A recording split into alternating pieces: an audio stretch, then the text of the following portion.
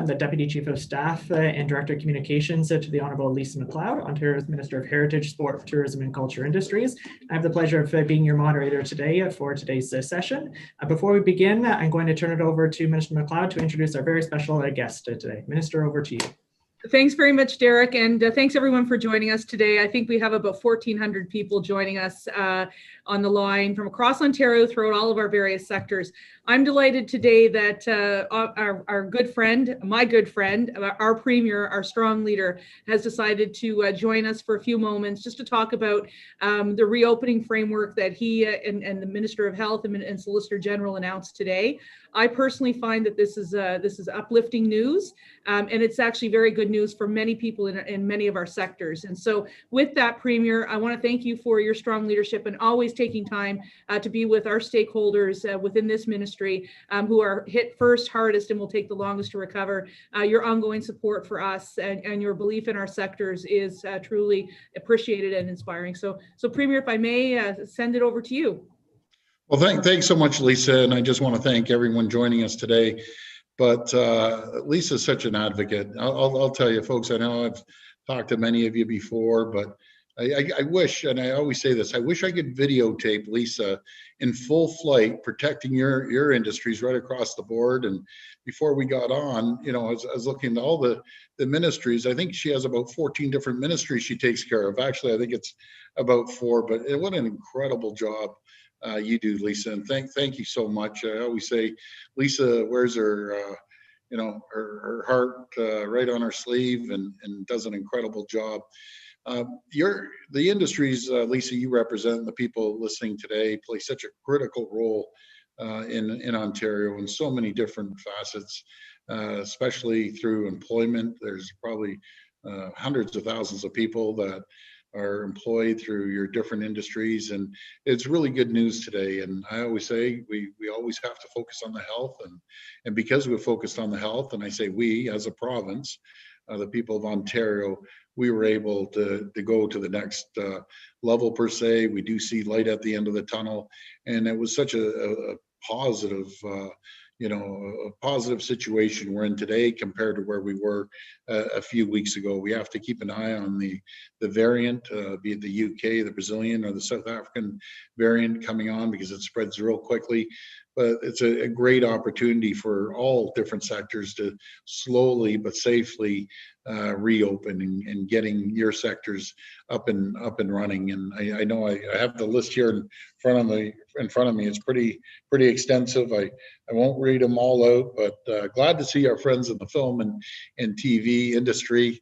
Again, Lisa was on full flight this morning, over the weekend, and on Friday, really working with our health table to get you folks open, along with a whole raft of others from the ski hills, which is exciting. And Lisa, I haven't been skiing in a few years, but I'd go down that with that little extra weight I have, I'd be going down there like a rocket ship right now.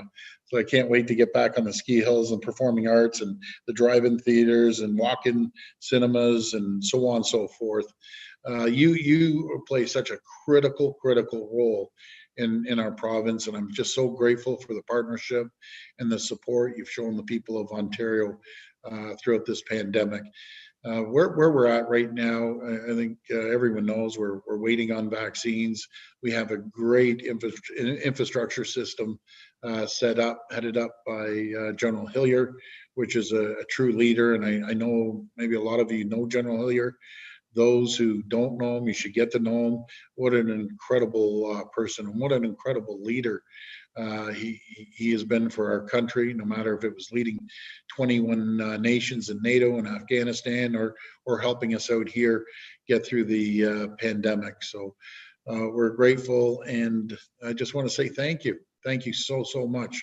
We're going to get through this. We're going to come out stronger than ever.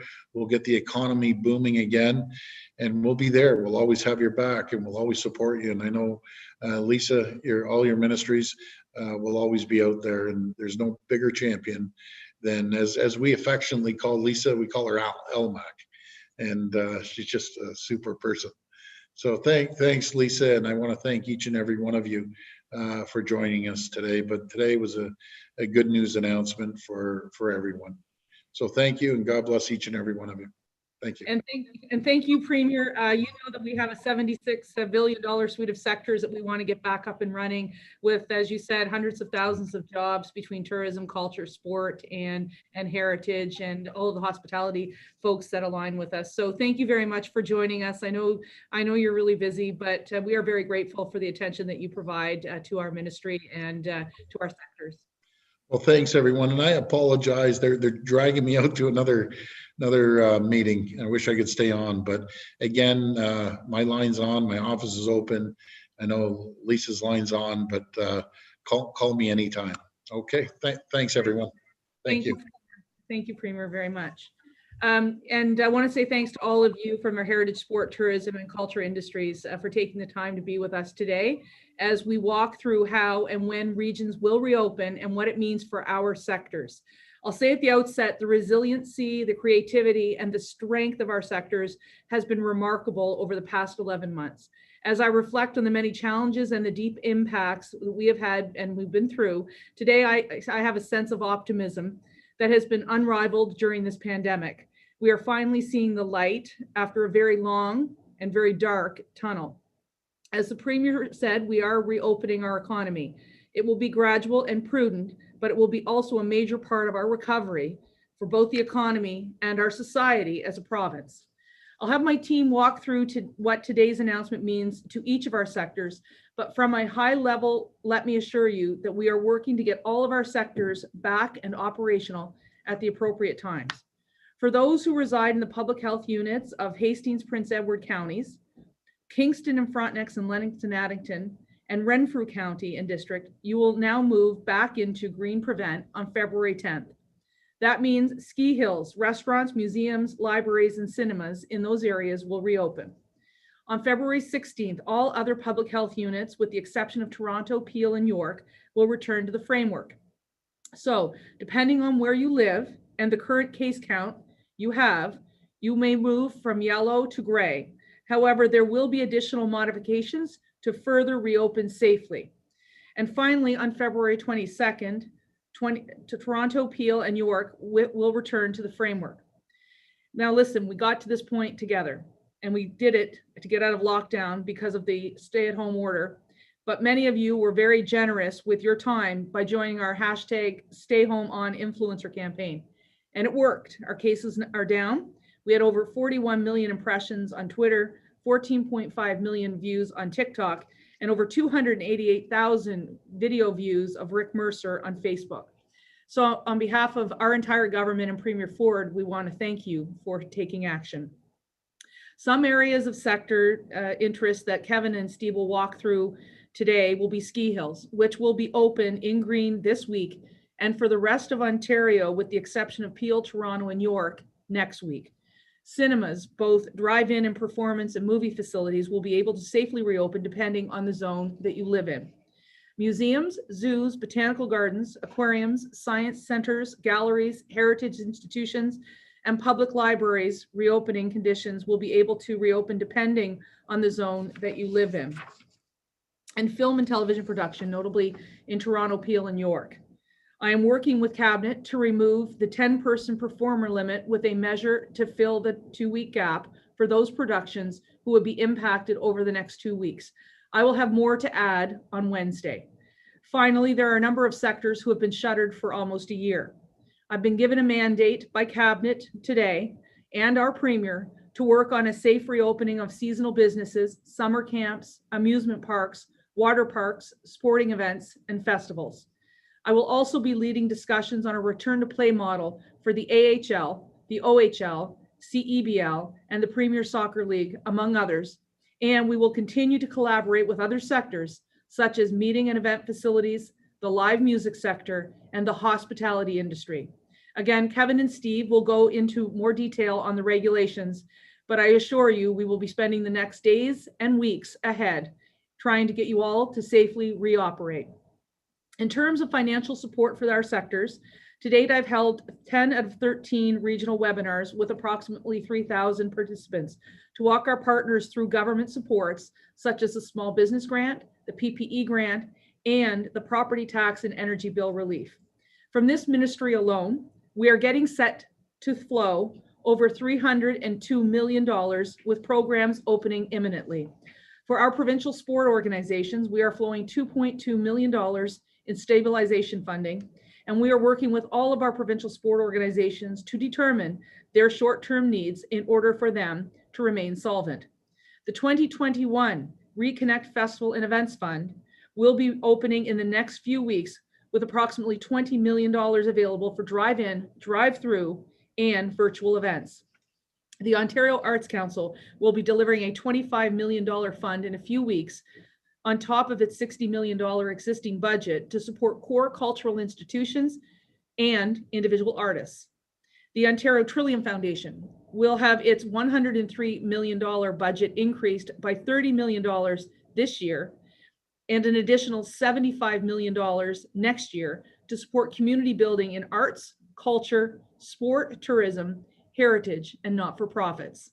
And work is underway to launch at the appropriate time the Ontario Travel Incentive Program, and a working group is being set up this week to work out plans for the year of the staycation. You know, there have been many times on these calls that I have been very emotional and filled with worry, particularly for all of you. While I still worry, I know that we are now in a much better place and we've gotten through this together. We have learned an awful lot, and we're going to come out of this stronger with an authentic tourism product, an appreciation for our deep and rich heritage, a safer and higher performing sports sector, and the most creative cultural sector in the entire country. In the last 11 months, I can honestly say today is one of the good days. So with that, I'll be happy to take any questions, but first and foremost, we're going to now turn it over to my ADMs, Steve Harlow and Kevin Finnerty, to walk you through the regulatory changes today. Over to you, Kevin. Okay, thank you, Minister. I'm happy to be here with my colleague, Steve Harlow, and there is a deck. That's great. So I will start just by kicking things off. So if I can go to the next slide, please. So just to reiterate what the Minister said a few minutes ago, so I want to make sure everyone has a really solid understanding of this. So the government announced today that to enable the return to the COVID-19 response framework, which is keeping Ontario safe and open, 3 health units will move out of shutdown and into the green prevent zone on February the 10th. So that's Hastings and Prince Edward counties, Kingston, Frontenac, and Lennox, Addington, and Renfrew County and District Health Unit. Right now, the current province-wide shutdown will be extended, and existing public health and workplace safety measures, including stay-at-home order, will stay in place for another week until February the 16th, and all other health unit regions in Ontario, with the exception of Peel, Toronto, and York. And then on February 22nd, Peel, Toronto, and York will then rejoin the framework. So by the February 22nd, the plan is to reinstate the COVID-19 response framework, keeping Ontario safe and open to the entire province. And health unit regions will be classified depending on the public health indicators in their regions at that time. And obviously there are updates for our sectors, and we'll get to that right now. So the next slide, please. So I'll turn it over to Steve to talk about ski hills. Over to you, Mr. Harlow. Thanks, kindly, Kevin. So as the Minister mentioned, we will now be able to have a path forward for ski hills to be operating and open. I think we're one ahead. It should be slide 3, if I'm correct. I think we'll jump to slide 4. Do you want to go back a slide? Oh, okay, sorry. Okay, go to that one then. Ski hills. So ski hills can open. They can open in a person using a ski lift must wear a mask or face mask covering. Recreational amenities must comply with general capacity limits for business. Ski equipment can be rented. So just to be clear, in the green, yellow, orange, red, and gray zones, ski hills will be able to operate, but not in the complete shutdown session. Next slide. Lessons for children and adults, they can be offered in the green, yellow, and orange and red with conditions. Total number of students must be limited to the number that can maintain physical distance of 2 meters. And we've got the numbers there for each of them, and we can provide more information if you have any additional questions. Also, there's the use of face coverings while lining up and on ski lifts. And we also addressed here that if you are entering a ski hill, you're required to maintain the 2 meters. But there are some exceptions. When you're using the ski lift, you must have an empty seat between persons who are not members of a single household. If you're a para-athlete, you have to have an attendant. Or if you're members of the same household, you can gather together on the ski lift. Maintaining a 2 meter distance is not always achievable, which is why mandatory masks and face coverings are required. Kevin, next. Actually, I would note that we have a working group on ski hills, and we'll be meeting this Wednesday to go over any additional questions that they may have. Okay, thank you, Steve. We'll go to the next slide, please. So let's talk about cinemas for a few minutes. So as the minister said, drive-in cinemas may operate in all zones except shutdown, which is where we are right now. So, drive-in cinemas by the end of this month will be allowed, as will drive-through events. Cinemas will be permitted to operate in green, yellow, and orange with restrictions. In the red and gray lockdown zones, cinemas will have to be closed unless the facility is being used for the purposes of rehearsing or performing a recorded or broadcast concert, artistic event, performance, or other performance. There's some conditions here. No spectators are permitted. Every performer or person who performs work for the cinema must maintain a physical distance of at least 2 meters from every other person, except as required for the purposes of the performance or rehearsal, or were necessary for the purposes of health and safety. And if there are singers and players of brass or wind instruments, they must be separated from any other performers by plexiglass or some other form of impermeable barrier. As I said, right now, in the gray shutdown zone where we are now, cinemas are closed. So as you'll see here, essentially we're going back to the framework that existed prior to December 26. So if I go to the next slide, please. On performing arts facilities, so essentially concert venues and theaters will be closed in the red and gray lockdown zones. However, concert venues and theaters may open if the facility is used for the purposes of rehearsing or performing a recorded or broadcast concert, artistic event, performance, subject to certain conditions, which are the same as those I've just said. No spectators, maintain physical distancing, as well as a separation of singers and players of brass or instruments with plexiglass or other impermeable barriers. In other zones in this province, so that's green, yellow, and orange, performing arts facilities will be able to open as they did under the old framework with a maximum capacity 50 persons in the venue. So as you'll see, as we go through this, the theme is, and again and again and again, is the same. We're going back to the framework as it existed before December 26. So next slide, please. So I've covered a little bit of this already, but drive-in and drive-through venues will now be re-enabled to open. So essentially across the province, they can open for events, whether it's movies, theaters, concerts, productions, performances, artistic events, provided they meet the conditions that are outlined in the regulations. And so the general requirements are that customers must stay inside the vehicles, except where necessary to purchase admission, food or beverages, use washrooms, or for health and safety reasons. The separation of vehicles is 2 meters, and customers must remain in a motor vehicle designed to be close to the elements. Staff and people who work there must observe physical distancing at all times, and face coverings in all indoor settings with some exceptions while consuming food or drink. There are, slightly different conditions in each of the colored zones, which you can find on the government website, COVID-19. So next slide, please. So museums, galleries, aquariums, zoos, science centers, historic sites, botanical gardens are permitted to open in the green zone, yellow zone, orange zone, and red zone with certain conditions.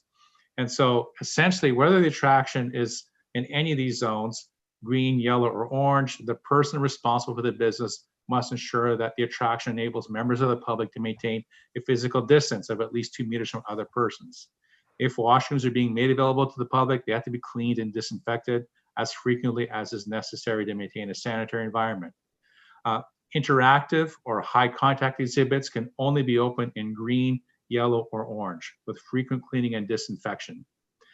Some parts of museums, galleries, aquariums, zoos, etc., may be impacted by changes to other sections of their regulation as they impact dining.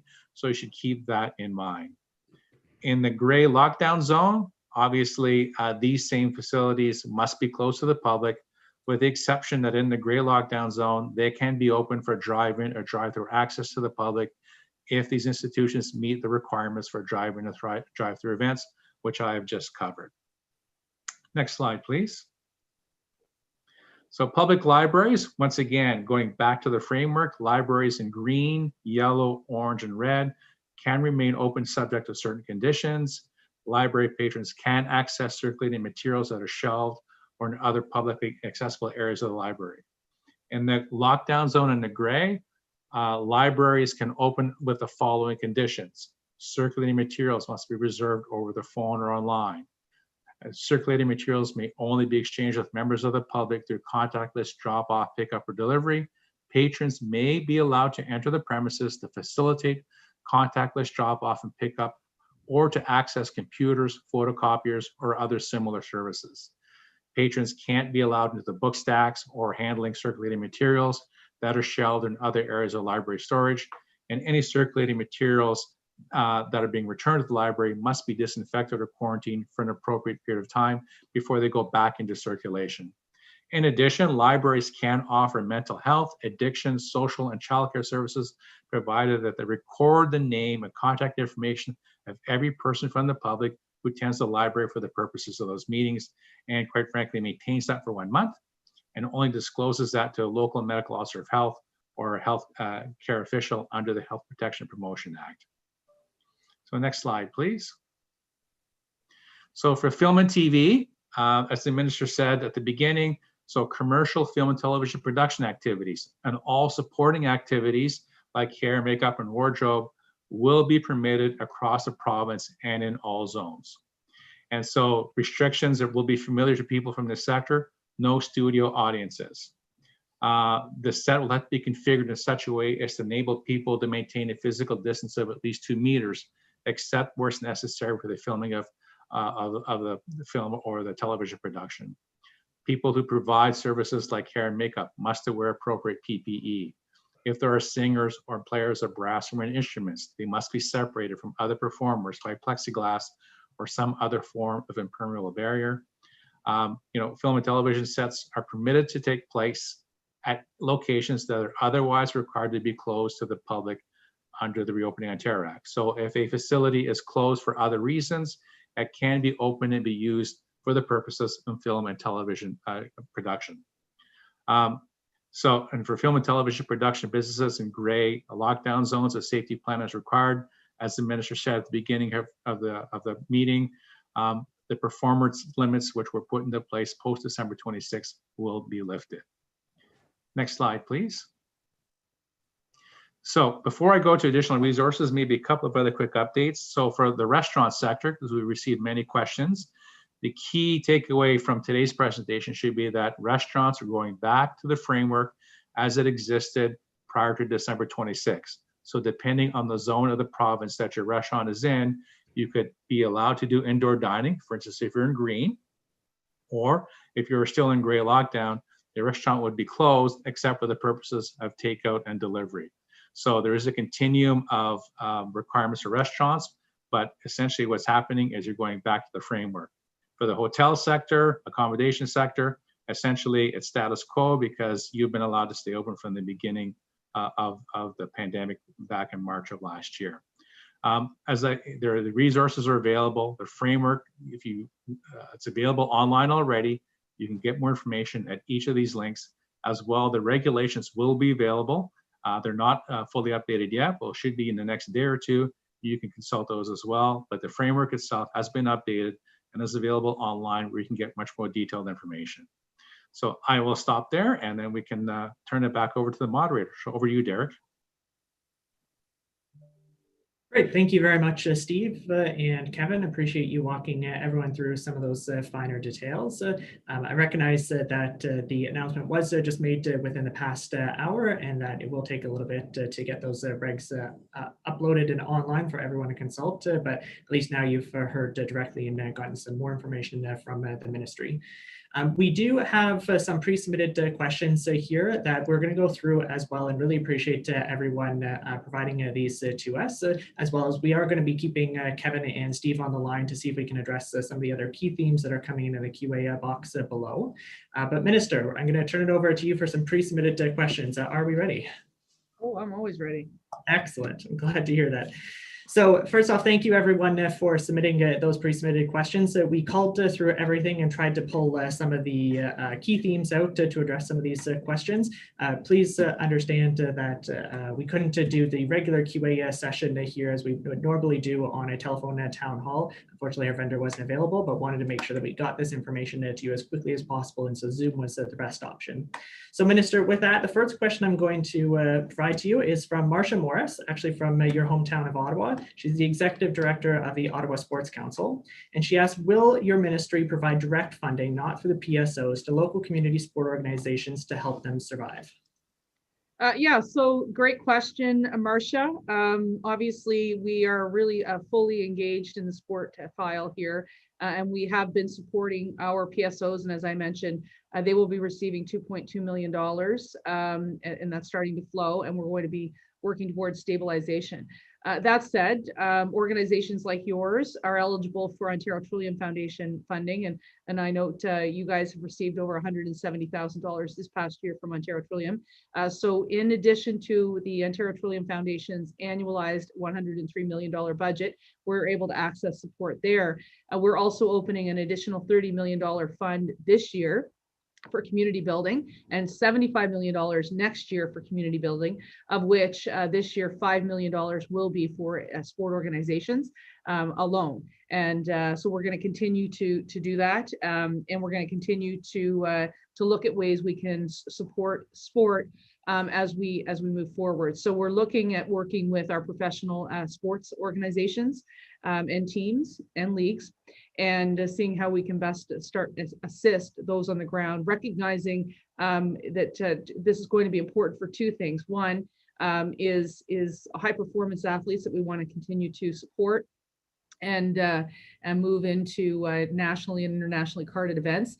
Secondly, we know that we're going to have a challenge, reinstilling confidence into large public gatherings. I think today is a very important first step, but I think too there is going to be that confidence piece, and so these are conversations that we're actively having. And I would just note, and I said this in my remarks, but the Premier asked me to start to get some of these leagues back up and running, and so that work has been ongoing over the pandemic, but we now feel we're in a position where we've learned a lot of lessons thanks to the NHL bubble or our training and conditioning camps, that we're going to be able to start to implement some really good best practices to get some leagues like the AHL and the OHL back up and running. So thanks, Marcia. Great, thank you very much, Minister. I'm actually going to continue on with sort of the key theme of supports there for nonprofits, because following the so far 10 regional webinars that we've been holding across the province, there's some additional information that people are looking for on the Community Building Fund. And while we're certainly not in a position to announce it just yet today, I know we've got some more information that we could sort of provide directly for those who may not have been on one of those regional webinars. And so, Minister, your next question comes from Anthony Bigar. He's the member of Member Services for Athletics Ontario. And he asks, he's looking to understand how the provincial government will support the not-for-profit sector in their COVID-19 recovery plans. Yeah, we have the largest not-for-profit sector and the largest volunteer sector in the country right here in this ministry. And of course, we're very proud of that. And so we want to make sure that there's an ability to continue to support that. So we will be releasing and announcing soon the additional $41 million in supports from the Resiliency Fund, Resilient Communities Fund, from the Ontario Trillium Foundation. The first tranche was announced right before Christmas. So that second group will be coming out. In addition, the Ontario Trillium Foundation will grow by $105 million over the next 2 years in order to support these critical, not-for-profits across the province. I'd also like to point out that some not-for-profits might be eligible for supports from other ministries, our sister ministries that have announced initiatives. And so those initiatives would be the small business supports, the relief for the commercial rent assistance. We are also unveiling $180 million worth of skilled trades development that you may be eligible for, and the one-time grant for PPE. So if you've not already attended one of our webinars that we've been doing the last couple of weeks with business and not-for-profit supports, please consider we still have 3 more, and we walk the participants right through these programs, but also how to apply in the portal. And just finally, the Ontario Trillium Foundation and the Ontario Arts Council and the new Reconnect program will all be announced in short order. We just obviously have been focusing right now on the reopening framework and dealing with the regulatory reforms that would be required in order to get people back working and open it up. But certainly the work has been done. We're just now waiting to imminently open these program funding opportunities. Thank you. Great, thank you very much, Minister. And I'm just looking at our calendar here for tomorrow, actually. So Niagara, everyone down in sort of southwestern Ontario, we're coming your way tomorrow with the next regional webinar scheduled for 10 a.m. If you are looking to participate or looking for more information, you are more than welcome to join. Feel free to contact us directly at minister.mcleod@ontario.ca. There is a registration link that we're facilitating through Eventbrite. We'd be more than welcome to have you join us. So Minister, the next question actually comes from the museums and attractions sector. And I know this was discussed briefly during the presentation, and maybe Kevin wants to chime in on this as well. But the question is from Cheryl Nichols. She works in promotions and tourism marketing at the Royal Ontario Museum. And her question is there a planned date of reopening for museums and attractions? Okay, thanks very much, Cheryl, and keep doing the great work over there at the ROM. I'm so proud that you're part of our ministry. So earlier today, the Premier did announce that we were working together with Cabinet and public health officials that museums, galleries, aquariums, zoos, science centers, landmarks, historic sites, botanical gardens, and similar attractions would be permitted to open in the green zone. So if you live in Belleville or Kingston or Renfrew, you would be greenlit to go as early as the 10th.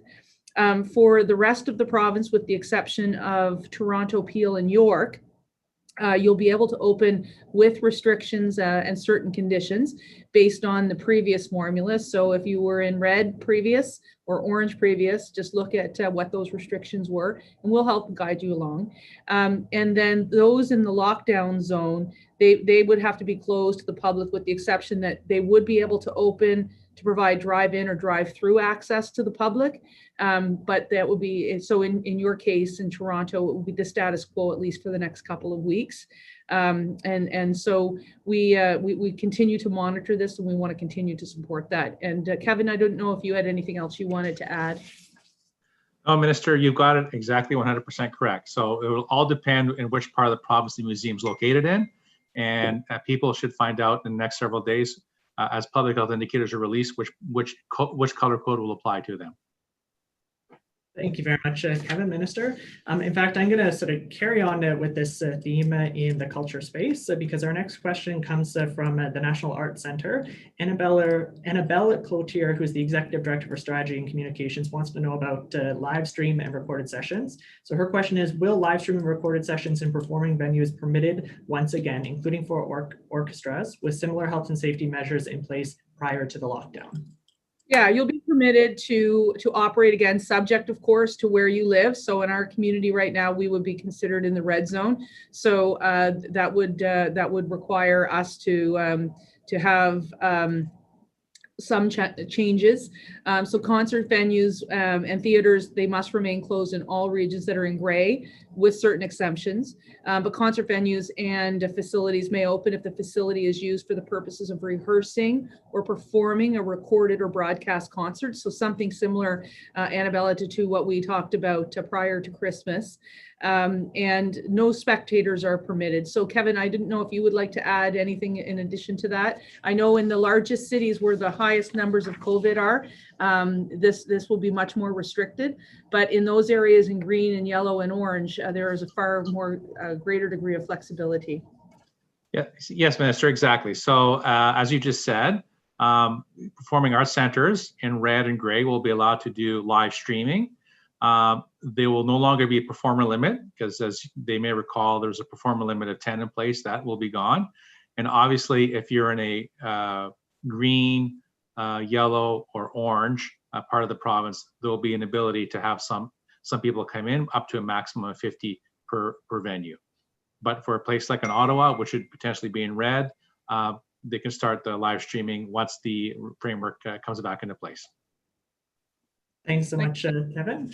I'm going to shift gears actually to the sports file for a second. So Steve, this may be coming your way as well. I know a lot of our sport hosting operators and some of those large functions are looking for a little bit more clarity, in particular the 2021 Ontario Summer Games.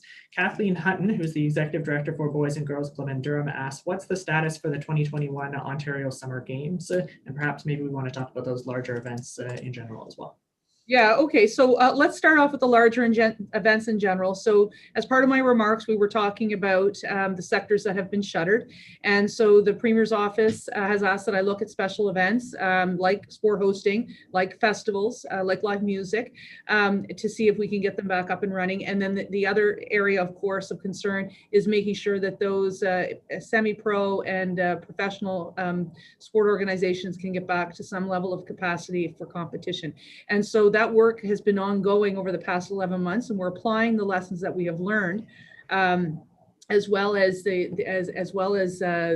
safety protocols that we've seen in place. And two areas in particular that I think have done an incredible job, obviously with the NHL, as well as film and television production, probably the gold standard anywhere in the world for that. So we'll look at how we can apply those best practices in a financially saleable way to get those back up and running. I have indicated as well, sport hosting will be a key component for our economic recovery in the province of Ontario, and it's an area that we're going to be very bold and aggressive in. And with respect to the Canada Games in 2021, they've obviously been delayed from 2020. We made that difficult decision, to go out to 2022. But I think this health and safety and well-being of our young athletes is going to be absolutely critical. So our government's committed to working with all partners to ensure the 2022 Canada Summer Games will be going on as planned. And we will continue to commit. I believe we've committed close to $30 million to support these efforts. And we want to make sure that first we welcome safely all of those athletes from across Canada to Ontario for what I would deem to be the safest games based on Rowan's Law approach.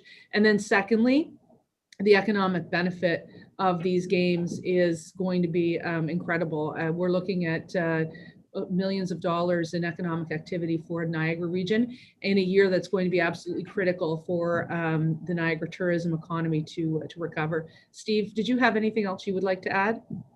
I would just note, Minister, that even in the green zones, for sports to be able to play, they still have to maintain some distance, and they can't do full contact. They have to adjust the rules of play. So I think that's something we're going to work on. Obviously, the NHL is full contact and playing, but they also have some of the highest protocols and the highest resources available to them. So finding that right spot to get to the point where we can get back to recreational sport happening across communities in Ontario will be a while yet, but it's something we need to work on so that we have parents have the confidence of putting their kids back into sport programs, kids feel safe playing sports, and we're not increasing the risk of transmission. And I just think to borrow too, I think Steve, you and Kevin used the term beyond green. So recognizing when we're still in the framework, we're not back to normal times where the population is inoculated. So we do have we will aspire to be on green at some point, but right now we are operating within this framework, and these are not still normal times, as positive as the developments are today. Thank you, Minister. Thanks, Steve. I'm going to continue sort of with the sport and recreation file here, because I know there's quite a few parents on the line as well, and some who may participate in the Ontario After School program also. So we have a question from Dwayne Dahl, who's the executive director of another Boys and Girls Club in Hamilton, presumably operates an Ontario After School program. And his question is, how can we increase support for children and families in the Ontario After School program? Yeah, listen, what a great question. Both ADM Harlow and myself agree that this is one of the best programs the government delivers. It's very important to get moms and dads back to work, particularly in vulnerable communities. And it's also very important for the kids, for their own mental health, which is why, despite some of the challenges this year and the slowing down of some of this programming, we continue to flow $13.5 million to 112 organizations to deliver Ontario's after school programs. And I might say that we're very proud of the work that we do with the Boys and Girls Clubs across the province, including in my own city of Ottawa. We're very proud of them and the movement that they're seeing. One of the things and one of the areas where I think it's going to be important to continue to get some investments will be through the Ontario Community Building Fund that the Ontario Trillium Foundation will be administering on our behalf. I think that that's a great area for you to either expand your operations or to build capital. And so those details will be made available very imminently. And we're very excited about this program and the potential that it brings. I didn't know, ADM Harlow, if you had anything else that you would like to add to that, but certainly, we're pretty proud of the fact that we support over 21,000 children across Ontario to get engaged in sport, physical activity, and have healthy snacks and nutrition, and have those personal wellness supports. I'd just add that I think we've been extremely impressed with the way that a number of our program providers have been able to pivot and still deliver support and programs and services to those youth in need during the entirety of the pandemic to date. And I think you have a good relationship with us, and having that ongoing dialogue to give us ideas, advice, guidance in terms of what you can do. Because we get the stories coming in directly about the major impact, about how positive the experience is for the kids. They are actually having a great time when they're in your after school programs, and we want to be able to continue that. So I think there's an ongoing dialogue, and happy to entertain it. Great, thanks so much, Steve. I'm going to continue with the recreation file here for a moment. I know we had many people when we started this pandemic ask about golf courses, and I have another question here looking forward to the spring from Karen Sarmaki, who's the chair at the Kinogamassis Recreation Corporation. Forgive me if I said that incorrectly. But her question is, what is the plan for opening of golf courses this coming season and protocols that will have to be in place? Well, Derek, I'm going to start with a moment of levity because I'm in Ottawa and there's a lot of snow and I don't think we'll be golfing time soon here.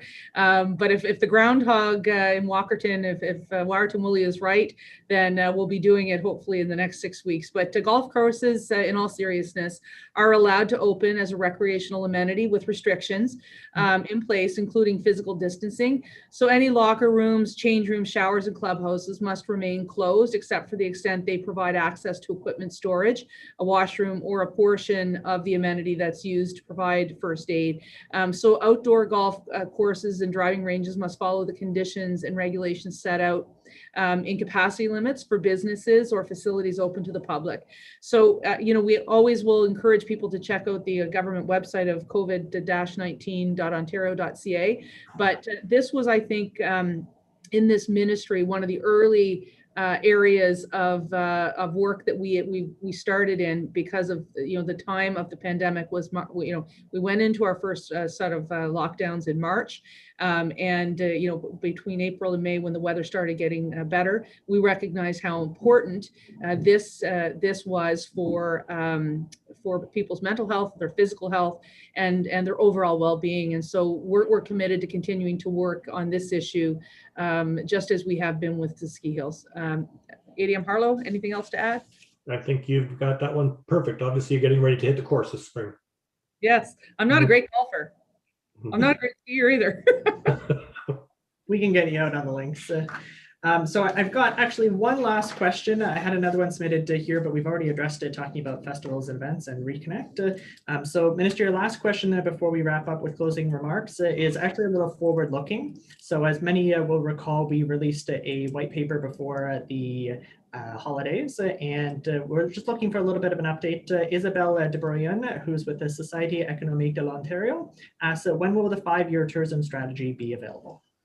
Thanks very much, Isabel. So we're working on a multi-sectoral plan, 5-year plan for the ministry, recognizing how interconnected each and every one of the different divisions are within the ministry. For example, tourism and sport hosting go hand in hand, as does our cultural attractions and our events. Our heritage, of course, I hope Beth Hannah is on the line. The Ontario Heritage Trust has assets right across this province that bring people not only to view our history, but to our communities.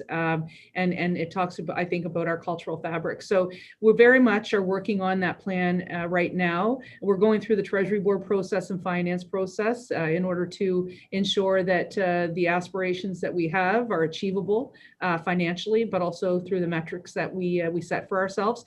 And so I think it's really important that we get that work done, we get it done well. And so we encourage people to look at the white paper, to provide their views and their thoughts.